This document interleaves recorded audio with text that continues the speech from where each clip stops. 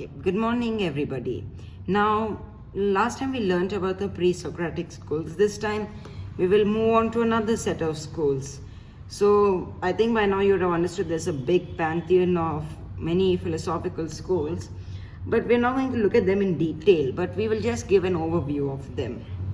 Now, again, continuing with the question like what is the most fundamental element of the world?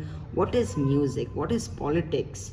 Or why is going to school very important? Or how to give a good speech? These answers can only be found and were addressed by the pre-Socratic philosopher. So please watch the complete video to get a better idea. Now, I'm not saying that whatever the pre-Socratics say are true, but they laid the foundations for these questions. The educational movement by the sophists, the idea of aesthetics, meaning the study of music and art, and drama as in, how do you say, acting and tragedy, all those things which now we see it in movie theaters, were a contribution of many of these philosophers, and they are insights into them. So I believe you can enjoy cinema, or maybe even many other types of anime, if you thanks to the Greeks. So that is the most important thing. Now let's talk about the anatomists. Now the anatomists, one of the two most important members of the anatomists are Leucippus and Democritus. Democritus you might have heard from your chemistry classes. I know he's a philosopher, but how is he related to chemistry? I'll tell you. The anatomists, like their names, believe that everything was created by atoms, and they continued the tradition of the eclectic schools, and they believed that motion did not exist. And one interesting fact, Democritus was known as the laughing philosopher. I think it's very evidential because if you look at the left, that's Democritus. Unlike Heraclitus, who was always crying, this fellow is always laughing. So picture it that one friend in a party who just looks at everything and laughs, that's Democritus. Now, but jokes apart, they laid the building blocks for chemistry because the idea of an atom was created by them. They also believe that everything is determined by cause and nothing is without reason or cause. So they believe that everything must have a cause. So assume if a glass of water fell down, your mother will always come and say, who put the glass of water down? Same way the anatomist will be like, how did the universe begin? What is the reason for the universe's beginning? They wanted to know the reason and the cause for everything. And now we come to the sophists. These are my most favorite philosophers, and they're documented by Aristotle and by Plato. Plato in many of his dramas criticized the sophists heavily. Basically assume Plato to be that one senior citizen and the sophists to be a bunch of teenagers, and that senior citizens are like, what are you guys doing? Don't you know how to behave? In my days, people knew how to behave with their elders. So that is how Plato viewed the sophists. He viewed them very negatively. But not believe that the sophists are bad. They are very influential. They contributed to drama, social science, maths, and history. And many of the great politicians and warriors in Athens were sophists, like Pericles and Themistocles.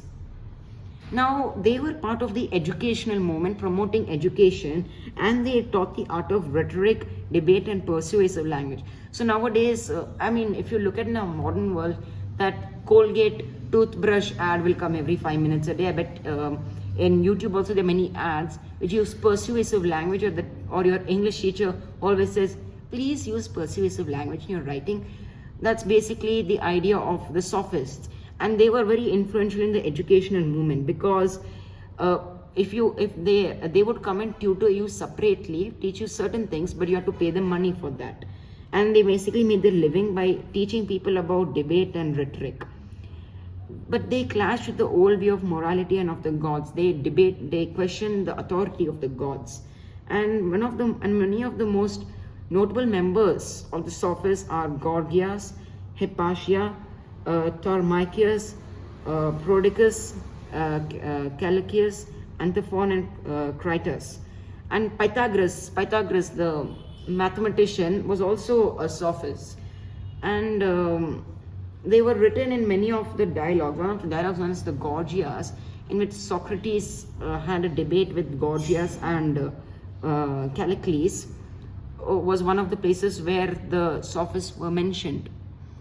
So, wait, one more thing. The sophists, some people, Plato believed that they were extremely arrogant because one day Gorgias, believing that he is the greatest orator, donated a golden statue of himself to Apollo.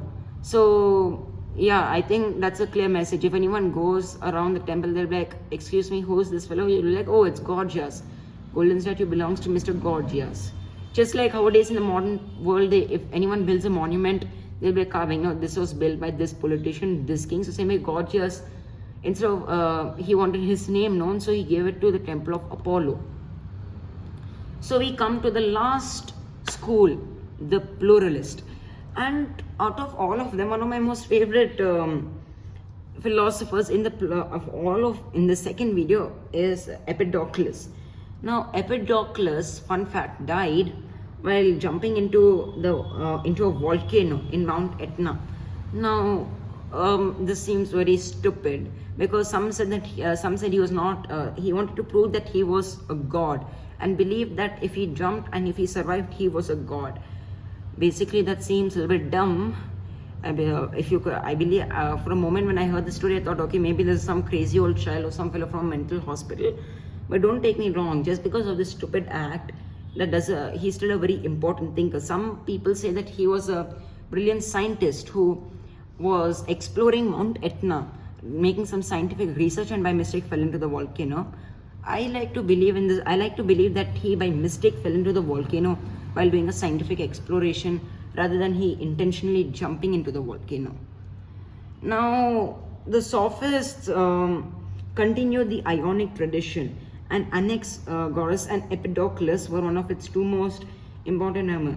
Anaxagoras believed and followed the arguments and the philosophy of Parmenides, and he thought the world was made by the nous, that unboundless mass or nous, and also the four elements.